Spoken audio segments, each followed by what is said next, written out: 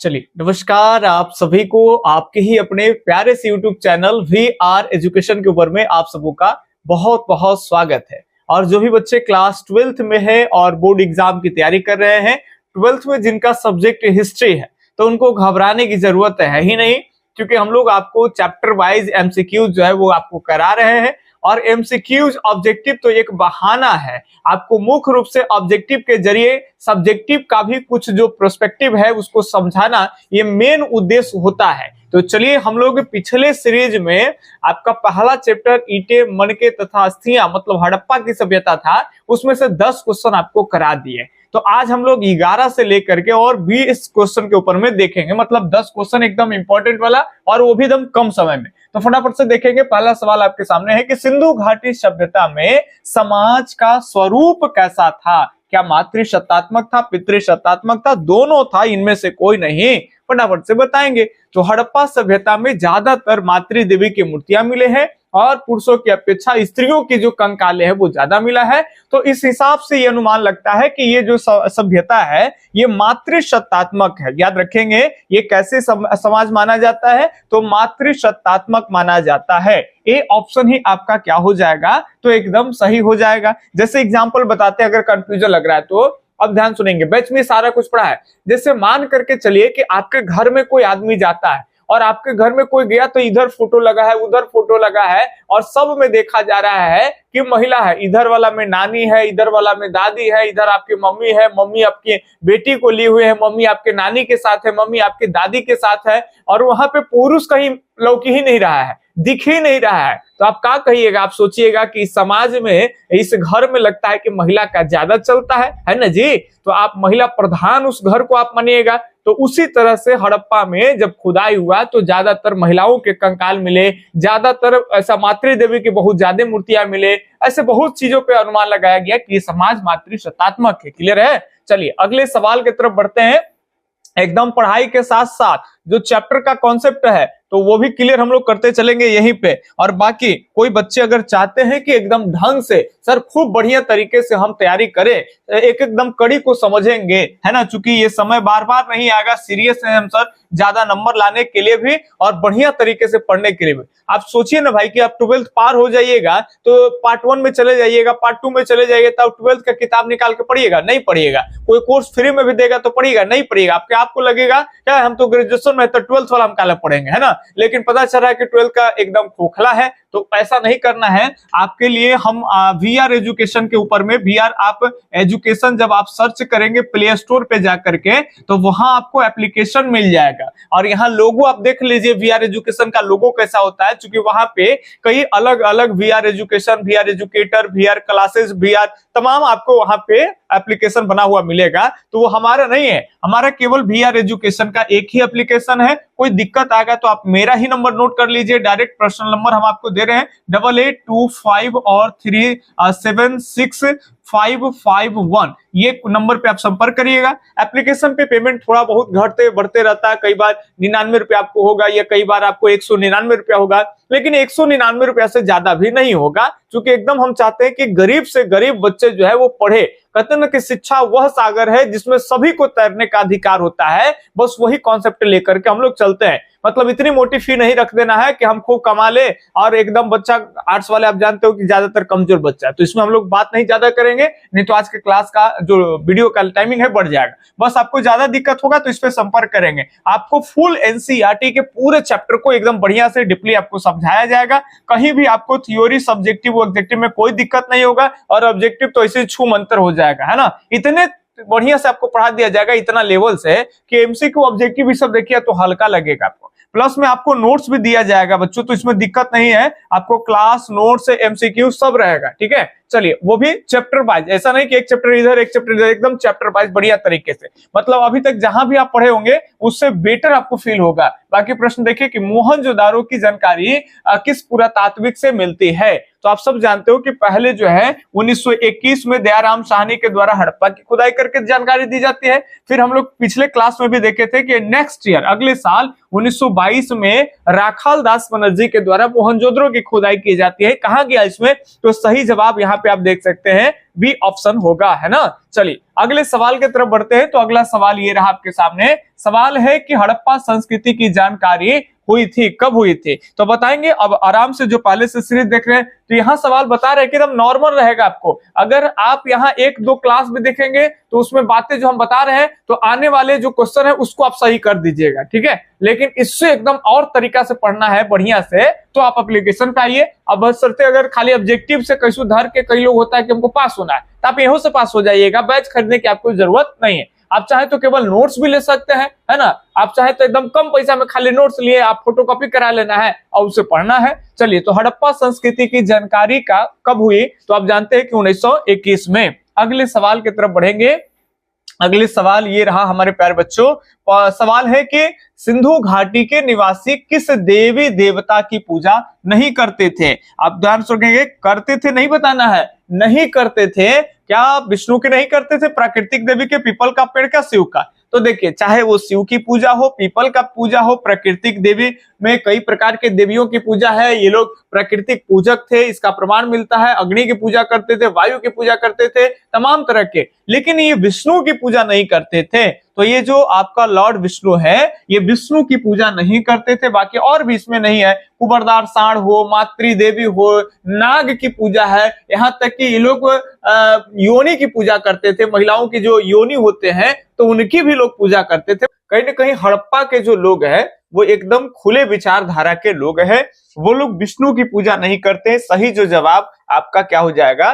तो सही जवाब बी ऑप्शन ही आपका हो जाएगा। अगले सवाल की तरफ अगर बढ़ते तो अगला सवाल आपके सामने ये रहा 15 नंबर का, एक बहुत ही बढ़िया सवाल। सवाल है कि हड़प्पा सभ्यता के लोग उपासना करते थे। तो हड़प्पा सभ्यता के लोग किनकी उपासना करते थे? क्या विष्णु की करते थे, इसके अलावा वरुण के, मातृ देवी के, या फिर इंद्र का? ये भी आप देखेंगे तो बहुत बढ़िया सवाल है। तो आप सब जानते हो कि विष्णु का तो नहीं करते थे। इंद्र की बात कर ले तो इंद्र का जो उल्लेख है वो ऋग्वैदिक काल में मिलता है, वैदिक काल में, है ना।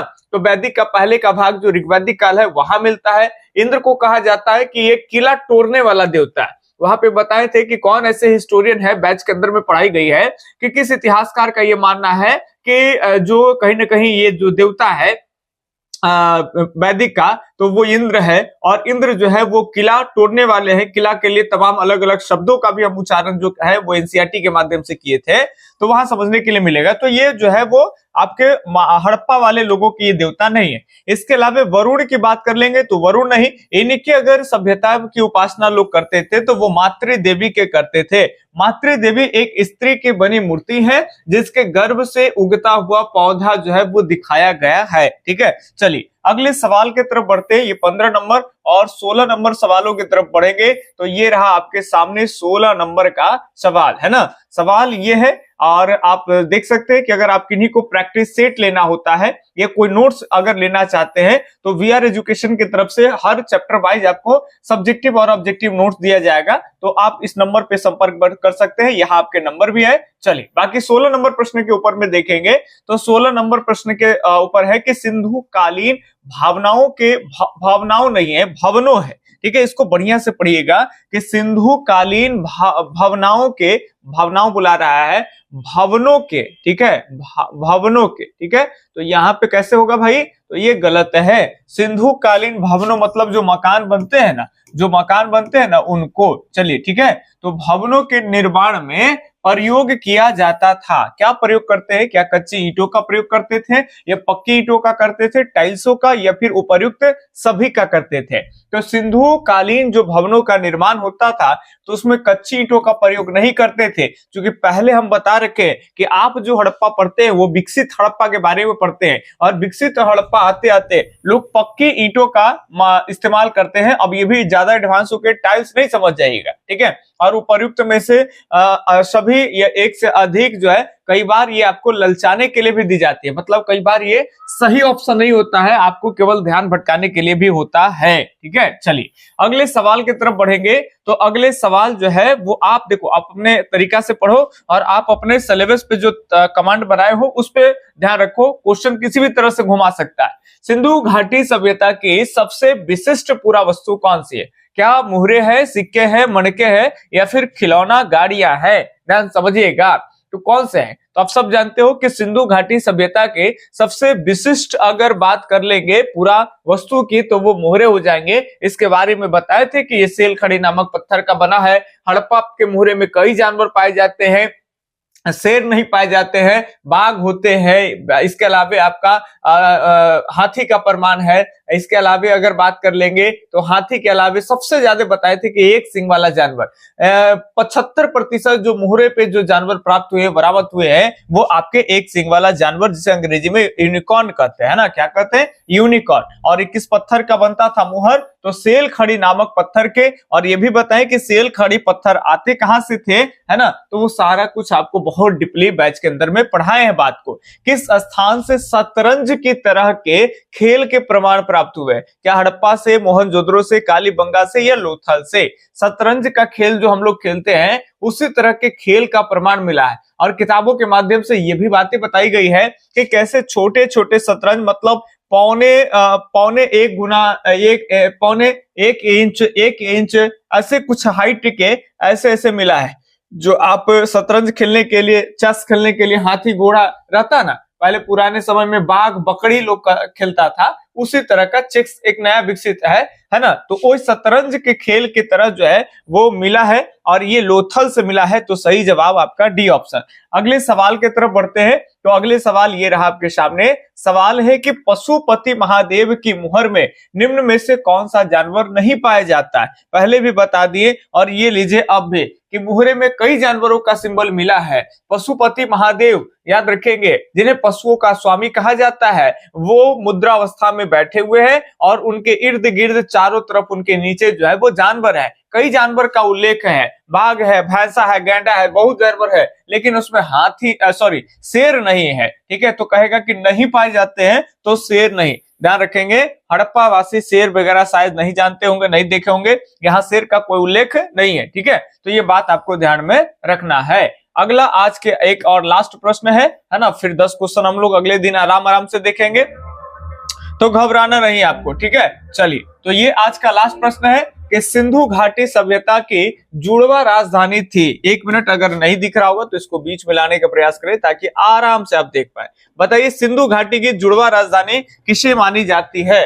तो सिंधु घाटी की जुड़वा राजधानी हड़प्पा और मोहनजोदड़ो को मानी जाती है। तो हड़प्पा चान्होतारो नहीं होगा, हड़प्पा लोथल ये भी नहीं होगा, हड़प्पा और मोहनजोदड़ो बिल्कुल सही हो जाएगा। तो सी जो ऑप्शन यहाँ पे आप देख पा रहे हैं, यही आपका ऑप्शन जो है वो सही है। तो 10 क्वेश्चन हम आपको कराएं और कमेंट करके बताएंगे कि 10 क्वेश्चन में से कितने प्रश्न आपके सही हुए और कितने गलत हुए। अभी आपका हड़प्पा खत्म नहीं हुआ, आपको प्रैक्टिस सेट में 40 क्वेश्चन देते हैं। तो यूट्यूब पे तो 30 क्वेश्चन कम से कम कराएंगे ही यूट्यूब वाले बच्चों के लिए, और बाकी जो वहां पे जो तैयारी कर रहे हैं उनमें एकदम धार आए, है ना। तो पूरे चैप्टर को निचोड़ पढ़े और पूरे चैप्टर के हर एक एक कोना से उसका एमसीक्यूज ऑब्जेक्टिव करें, और ऐसे ही एक एक चैप्टर आप करते जाएंगे और 10-12 चैप्टर आपका कंप्लीट होगा, और फिर हिस्ट्री में तो आपकी तूती बोलेगी। समझ रहे बात ना। तो चलिए, बाकी सारा डिटेल बता दिए कि एप्लीकेशन से भी क्लास कर सकते हैं, आपको नंबर भी पहले दे दिया गया है। आप चाहे तो आप डायरेक्ट, कुछ नहीं समझ में आता है, एप्लीकेशन भी स्टोर करें, आप प्ले स्टोर पे जा करके इंस्टॉल वगैरह करना नहीं आता है तो आप डायरेक्ट नंबर से भी जुड़ सकते हैं, और आप हमें बोलेंगे, आपका सारा काम हम आपको कर देंगे, केवल आपको पढ़ना है, जहां से सब चीज बता देंगे, कर देंगे। ठीक है, वहां से। ठीक है, तो चलिए अब हमें दीजिए इजाजत, तब तक के लिए धन्यवाद, जय हिंद, अल्लाह हाफिज, आपका दिन शुभ हो, राधे राधे।